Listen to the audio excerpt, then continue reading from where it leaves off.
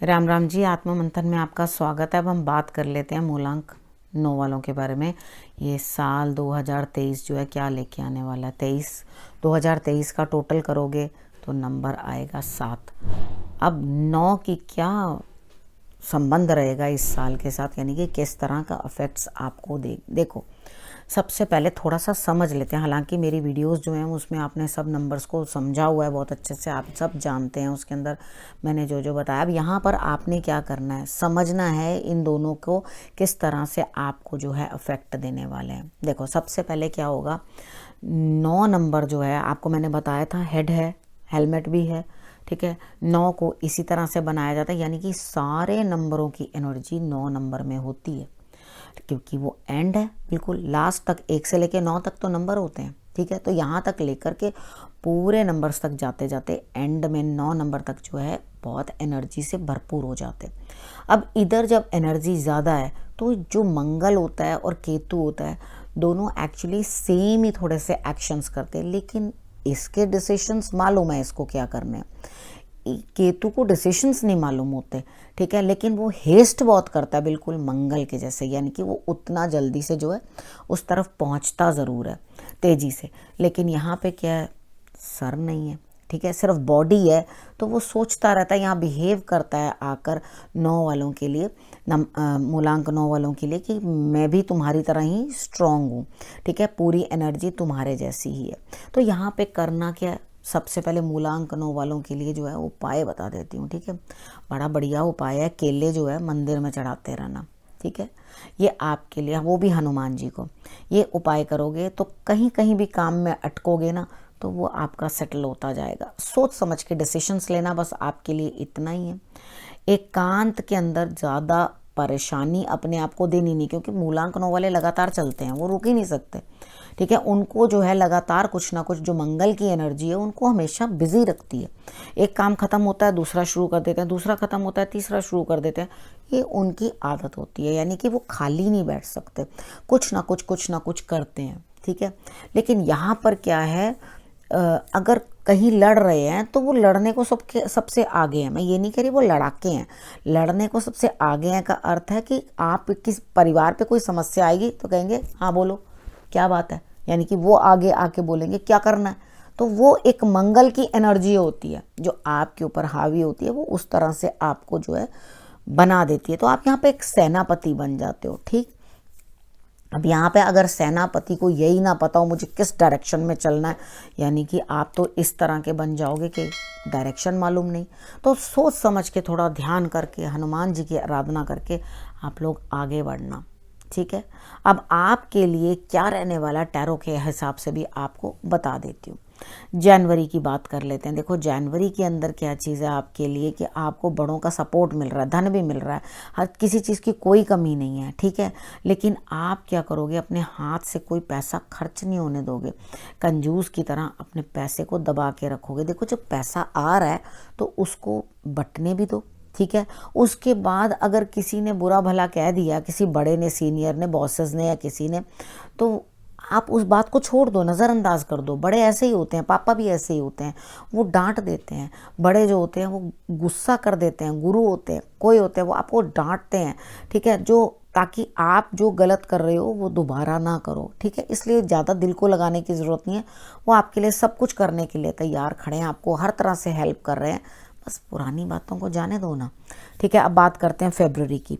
फरवरी में मुझे ऐसा लगता है आप अपने जीवन साथी से झगड़ा करते हुए दिखाई देते हैं। यहाँ पे झगड़ा मत करना, ठीक है, क्योंकि किसी की भी बात लेकर अपने आपस में तालमेल नहीं बिगाड़ना चाहिए। अगर 2 मिनट के लिए लगता भी है कि हाँ जी हमें झगड़ा करना ही है, इस बात पे मुझे बात करनी है, तो बात कर लेना, लेकिन झगड़ा मत करना, चीज़ों को क्लैरिफाई कर लेना। यहाँ पे क्या करना है, अपने साउथ ईस्ट डायरेक्शन में जो है आपने दिया या रेड कलर का बल्ब लगा के रख देना, ठीक है। आपको, आपके लिए वो चीज़ें जो हैं ज़्यादा फ्रूटफुल होंगी, राइट, समझ में आ गई। अब उसके बाद अपने स्टमक का भी बड़े अच्छे से आपने ध्यान रखना है कि स्टमक के रिलेटेड आपको कोई प्रॉब्लम नहीं हो। लेकिन एनर्जीज आपकी जिस तरह की कार्ड्स दे रहे हैं वो ये बता रहे हैं कि आपको बड़ों का सपोर्ट मिलता हुआ दिखाई देगा, यानी कि अगर जीवन साथी से या बिजनेस पार्टनर से किसी भी प्रकार का कोई झगड़ा भी होता है तो भी आपको बड़े जो है समझा बुझा के लाइन पे ले आएंगे, ठीक है। तो उनको ट्रस्ट करना और जो मैंने उपाय बताया वो कर लेना। अब मार्च की बात करते हैं। देखो यहाँ पे आपने जो भी किया है उसमें ग्रोथ मिल रही है, ऐसा नहीं है कि आपको उसमें ग्रोथ नहीं मिली। अब ये जो आपको ग्रोथ मिलती जा रही है ना, तो इसके अंदर आपने क्या करना है, चीज़ों को अच्छे से समझ लेना है और समझौता कर लेना है। ठीक है, ज़्यादा अड़ने या लड़ने की जरूरत, जब एक चीज़ में ग्रोथ हो रही है तो किस लिए और ज़्यादा उस चीज़ को बढ़ाते रहना। तो यहाँ पे आपस में जो है एक समझौता करो। ये जीवन साथी के साथ भी जो झगड़ा था उसके अंदर भी समझौता करो, क्योंकि यहाँ पर आपको समझौते में रहने में ही भलाई है, उसके अलावा आप कुछ नहीं कर सकोगे। ठीक है ना, यहाँ ग्रोथ मिल रही है, उसको एंजॉय करो, क्या दिक्कत है। अब उसके बाद बात करते हैं अप्रैल में। अप्रैल में थोड़े सिचुएशन मुश्किल रहती हुई दिखाई देती है, यानी कि जो काम करोगे उसके रिजल्ट्स कुछ डिफ़िकल्ट आते हुए दिखाई देंगे, यानी कि नहीं पूर्ण होगे काम। आप पूरी ताकत लगाओगे फिर भी आपको कुछ भी प्राप्त होता हुआ दिखाई नहीं देता, यानी कि दिमाग में बहुत सारी चीज़ें हैं, मतलब उसकी कोई अंत नहीं है जितनी चीज़ें दिमाग के अंदर हैं, लेकिन उसके बावजूद भी जो वो चीज़ें पूरी नहीं हो पा रही, तो आप क्या करोगे, उस चीज़ों को बंद कर दोगे। यानी कि कोई भी काम कर रहे हो, सपोज करो आप पढ़ रहे हो, ठीक है, और बुक्स जो हैं आप इतनी मेहनत कर रहे हो, इतनी मेहनत कर रहे हो, इतनी मेहनत कर रहे हो, लेकिन उसमें कोई रिजल्ट नहीं आ रहा, तो आप क्या करोगे, बुक्स को बंद कर दोगे, उस ट्यूशन को चेंज कर लोगे और उसके बाद क्या करोगे, आप नए सिरे से दोबारा मेहनत करने की कोशिश करोगे। अगर आप किसी बिजनेस में हो और उसी एक ही चीज़ के ऊपर काम करते करते थक गए हो, तो come with a new idea. ठीक है, एक नए आइडिया के साथ आओ और अपनी चीज़ों को वापस नए सिरे से स्टार्ट करो, हिम्मत करो, कुछ फ़र्क नहीं पड़ता। कई बारी वापस ज़ीरो से शुरू करने में कोई दिक्कत नहीं होती। अच्छा, अब मई की बात कर लेते हैं। मई में मुझे ऐसा लगता है आप घर में ही रहोगे, झगड़े करते रहोगे। यहाँ मैं चाहती हूँ कि आप बड़ों की सेवा करो, घर परिवार का ध्यान रखो, घर में बैठे बैठे जो काम कर सकते हो उसको करो, क्योंकि आप मुझे बाहर जाते हुए दिखाई नहीं देते। यहाँ किसी न किसी के साथ घर में बैठे भी आप लड़ाइयाँ झगड़ाई करते हुए दिखाई दोगे, तो लड़ाई झगड़ा मत करो, इससे कोई भी लाभ नहीं होगा। ठीक है, झगड़ा बिल्कुल नहीं करना, अपने आप को कंट्रोल करके रखोगे तो झगड़े टल सकते हैं। ठीक है, या अगर कुछ कभी बोलने का मन होता ही है, किसी को सुनाने का मन होता ही है, किसी की बात अच्छी नहीं लगती है कुछ है, तो उस लेवल तक झगड़ा करना जिससे आप समेट सको। ठीक है, तो उसके बाद आप के काम तो पूरे होते हुए दिखाई देते हैं, धन की भी कोई कमी नहीं दिखाई देती, फिर भी आप झगड़ा कर रहे हो तो अपने आप को कंट्रोल करो। अब जून की बात कर लेते हैं। जून में मुझे लगता है आपको लाभ मिल रहा है, ईश्वरीय कृपा भी मिल रही है, लेकिन यहाँ पर आपको किसी न किसी चीज़ का स्ट्रेस है, किसी न किसी चीज़ की परेशानी है, चोट चपेट लगने की भी संभावना बनती है। हनुमान जी की आराधना बहुत ज़रूरी है। देखो, आपने खुद मेहनत की, चीज़ों को पाया, अब जितना मिला, देखो जो भी मिलता है वो भाग्य में जितना लिखा होता है हमें उतना ही प्राप्त होता है। हमें क्या करना चाहिए, शुक्रिया अदा करना चाहिए परमात्मा का। कितनों को तो इतना भी नसीब नहीं होता। उस चीज़ को आप समझ के चलोगे तो रिजल्ट्स अच्छे होंगे, नहीं तो आप अंदर से भी डिस्टर्ब्ड रहोगे और परेशान ही रहोगे। ठीक है, अब जुलाई की बात कर लेते हैं। जुलाई में मुझे ऐसा लगता है यहाँ आप किसी दूर के इंसान को बहुत याद कर रहे हो, यानी कि कुछ ना कुछ ऐसा लग रहा है ज़िंदगी बोझ है, मुझे पसंद नहीं है या कुछ नहीं है, मुझे इस स्थिति को कैसे झेलूं। तो हनुमान जी हैं ना, उनकी आराधना करो, उनको आप मीठा दूध चढ़ाओ। ठीक है, छुआरे वाला दूध बनाओ और वो दूध जो है थोड़ा काढ़ लो, उसको छुआरे तोड़ के वो दूध जो है आप उनको दो, और उसके बाद जो है भोग लगा के उसका सेवन परिवार कर सकता, कोई दिक्कत नहीं है। मंदिर जाते हो तो पहले घर में भोग लगवा के छोड़ जाओ, फिर मंदिर में थोड़ा सा दे आओ, जैसे आपको अच्छा लगे। ठीक है, लेकिन यहाँ पे बातें ही रह जाएंगी कि दूर से मुझे कोई रिजल्ट अच्छा मिले, या इमोशनल इम्बैलेंस है, यानी कि एक अचीवमेंट तो आपको हो चुकी है लेकिन आप चाहते हो दोनों हाथों में लड्डू हो, तो ऐसा कुछ मेरे को दिखाई नहीं देता। उल्टा आप परेशान ज़्यादा हो जाओगे। ठीक है, सर्वाइकल वगैरह नहीं हो, इस चीज़ का भी ध्यान रखना। हेडेक नहीं हो, इस चीज़ का भी ध्यान रखना। मेडिटेशन करनी बहुत ज़रूरी है और हनुमान जी की आराधना करनी आपके लिए बहुत ज़रूरी है, वो आप कर लेना। अब अगस्त में बात करते हैं। बहुत आपका दिल टूटा हुआ लग रहा है अगस्त में, मुझे किसी न किसी बात से परेशान हो, अंदर से घबराए हुए हो। लेकिन अगर दिल टूट गया तो उस चीज़ के ऊपर कोई काम कर रहे हो नहीं, आप उस चीज़ में दबते चले जा रहे हो कि मुझे कुछ परेशानी है, मुझे परेशानी है, मैं परेशान हूँ। यहाँ पे देखो, ऑपरेशन जैसी भी कोई चीज़ नज़र आ रही है मुझे, यानी कि यहाँ कोई आपका ऑपरेशन वगैरह भी हो सकता है, डॉक्टर से कुछ इस तरह की बात भी मिल सकती है। अब आपके अंदर क्या भावना रहेगी, ब्लैंक। आपको लगेगा मुझे कुछ नहीं करना, बस जो हो रहा है होए, मतलब मन अंदर से ऐसे दुखी और टूटा हुआ कि हाँ पता नहीं क्या हो रहा है क्या नहीं हो रहा, तो यहाँ परेशानी दिखाई देती है। तो उसको जो है आपने खुद हील करना है, आदित्य हृदय स्त्रोत का पाठ करना, ठीक है, तो आपके लिए रिजल्ट्स अच्छे आएंगे। सूर्य की आराधना कर लेना। अब बात करते हैं सितंबर की। तो सितंबर में मुझे ऐसा लगता है आप कहीं ना कहीं जा रहे हैं और अपनी सोच बदल रहे हैं, यानी कि यात्रा पे दिखाई देते हो, कहीं जाते हुए दिखाई देते हो। तो आपने कहीं जाना है तो अपने थॉट्स प्रोसेस के अंदर भी जो है चेंजेस लेकर आने हैं, ठीक है। अगर अच्छा सोचोगे तो अच्छा ही होगा, अगर आप किसी को बुरा दोगे तो डेफिनेटली वो बुराई आपके पास ही आने वाली है, कहीं और तो जाने वाली नहीं है। तो यहाँ पर आपने क्या करना है, अपने आप को थोड़ा संतुलित करके रखना है, समझाना है अपने आप को कि किस तरह से आपने कार्य करने हैं। अब बात कर लेते हैं अक्टूबर की। अक्टूबर में मुझे लगता है आप किसी से कॉल पे बात करेंगे, बहुत सारी चीज़ें करेंगे एक साथ, फ़ोन बड़ा आपके पास एक्टिव रहेगा, इंटरनेट एक्टिव रहेगा, किसी दोस्त के साथ बात कर रहे हैं, लेकिन यहाँ पे दोस्त ऐसा चुनिएगा कि जो आप में बहुत परिवर्तन ला सके। ऐसा दोस्त मत चुनिएगा तो वो जैसा हो आपको वैसा ही बना दे, ठीक है ना। तो यहाँ आपने अपनी समझ से देखना है कि क्या वो मेरे लिए सही है, ठीक है। अगर आपके लिए वो सही है तो आप उसके साथ आगे बढ़ो और अपने अंदर जो है आपको बहुत ज़्यादा चेंजेस जो हैं वो लेकर आने हैं, बहुत बदलाव आपकी लाइफ के अंदर आने चाहिए इस टाइम के अंदर, और आप उनको स्वीकार करते जाओ। क्योंकि क्या होता है, जिस तरह बच्चे होते हैं ना उस तरह हमारी भी लाइफ जो है आगे चलती है। हम बच्चे से बूढ़े होते जाते हैं तो हम कितने फेजेस पार करके कितनी चीज़ें सीखते हैं, इस चीज़ को आपने जो है नज़रअंदाज नहीं करना।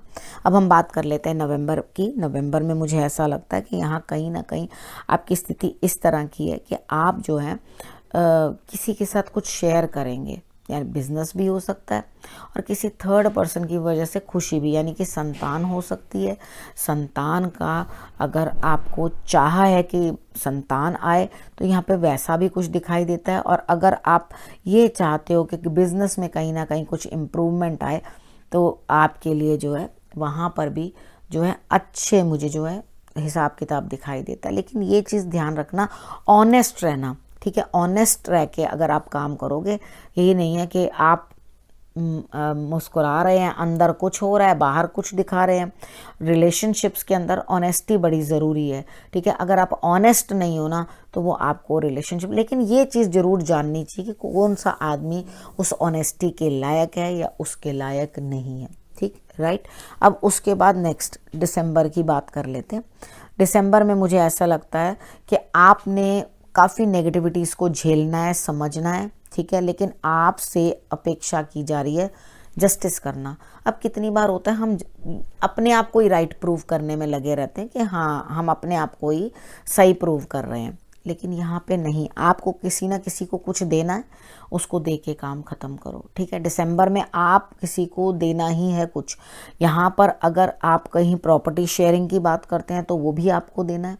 अगर आप किसी चीज़ की बात कर रहे हैं कि मुझे ये नहीं ये करना है तो वो भी आपने करना है, ठीक है। लेकिन अगर आपको ऐसा लगता है जी मैंने तो किसी का कुछ देना ही नहीं, मैंने तो अपने सारे अकाउंट्स चेक कर लिए, मैंने किसी का कुछ नहीं देना, फिर तो आपने नीडी को देना है, जो ज़रूरतमंद है उसकी आपने मदद करनी है। उसको हमेशा ध्यान रखो।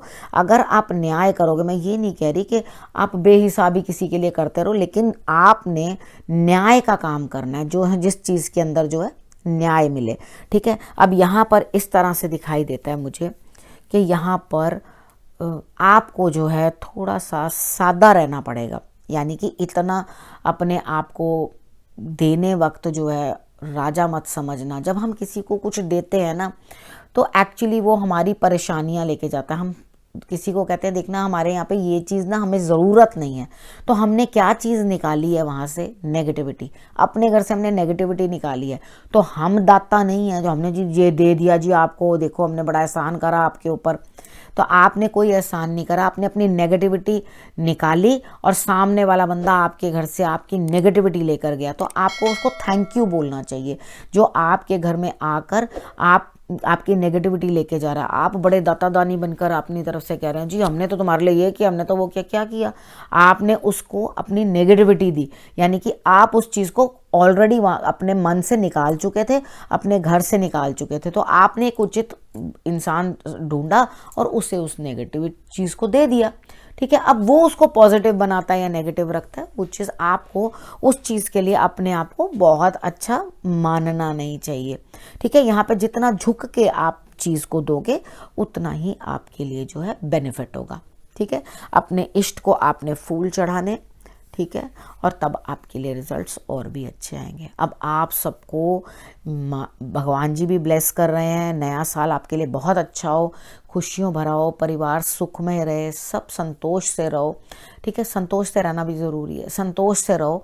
और मेरा भी आशीर्वाद, ईश्वर का भी आशीर्वाद आपके साथ बना रहे। अब इस विषय को यहीं करती हूँ समाप्त, अगले विषय के साथ फिर से आपके पास आऊँगी, तब तक के लिए नमस्कार।